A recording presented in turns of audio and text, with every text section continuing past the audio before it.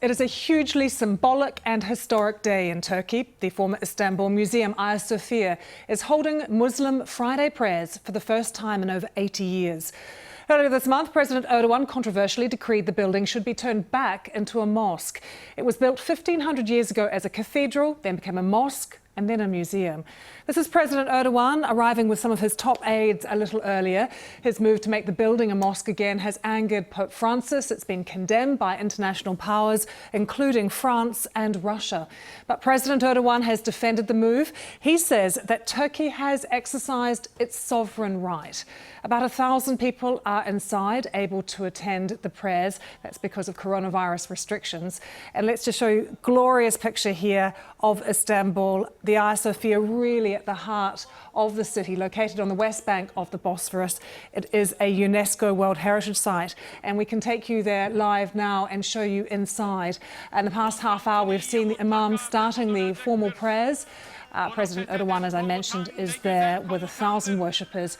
The scene outside as well, though, absolutely a glorious sunny day in Istanbul, and many, many thousands of people have gathered to listen to the prayers on loudspeakers and to watch them on giant screens as well.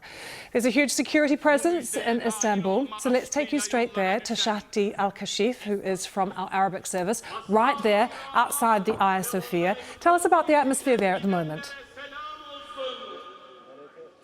Hi, Lucy. Yes, we just need to mention that the president, Turkish President Recep Tayyip Erdogan, reached here by the military helicopters.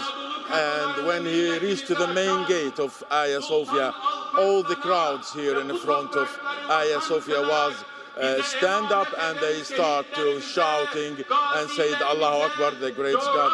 But when he go inside Hagia Sophia, he take directly the microphone and he start to read parts from the Muslim holy books, Quran, and it is very symbolic step that we need to confirm that he's the one who can do that now from inside Hagia Sophia.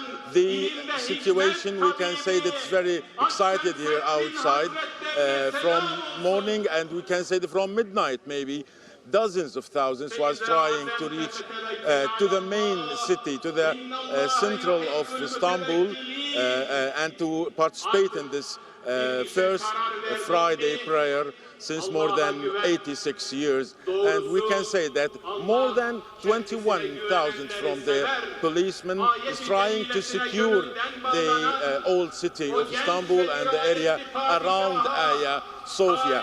Everybody maybe here was trying to discover what exactly changed inside the building, inside the Hagia Sophia. They saw that the green carpets was used now, and also they put the curtains on the walls to cover the Christian symbols and pictures through just the Muslim prayers, and after that they will remove it.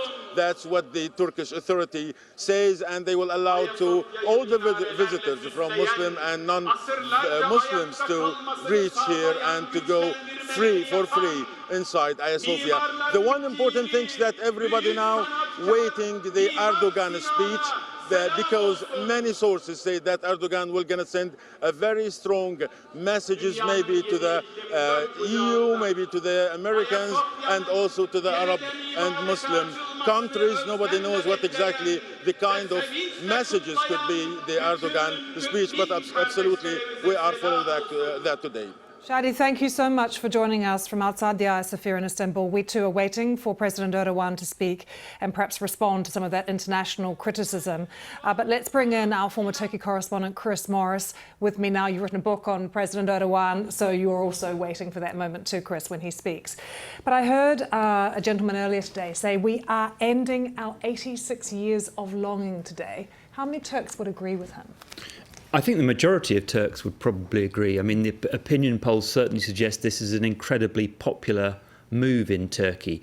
The problem is it is seen to be by others an exclusivist move, because Hagia Sophia is probably the predominant symbol in Istanbul of that city's extraordinarily rich and complex mix of Islam and Christianity. And it's a cliche that this is the place where East and West meet, but it really is that place.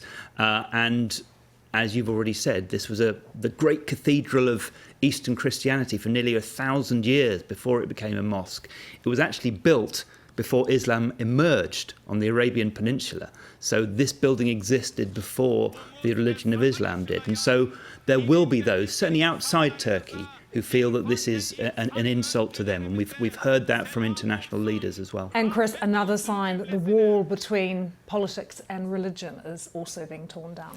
Yes, it is. I mean, and what Erdogan has done since he first became Prime Minister in 2002 and then President, he's obviously been the dominant political force in Turkey for a very long time, is say, look, Turkey is still a secular republic. His critics doubt whether that he really believes that, but Islam should have a much greater public role. People should be allowed to express their religious opinions much more openly.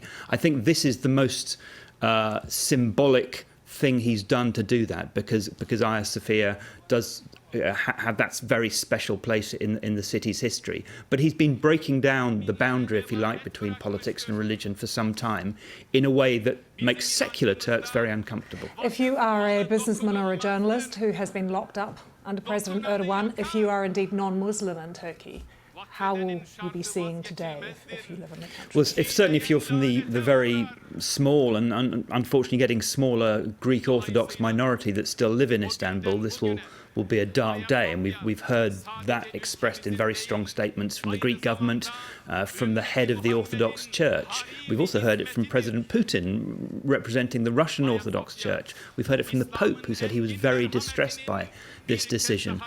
But yes, there's no question that Tayyip Erdogan came into office nearly 20 years ago with this sort of burst of energy as a great reformer, but he's become more and more autocratic, more and more dictatorial in many ways in the way he rules. He's a majoritarian.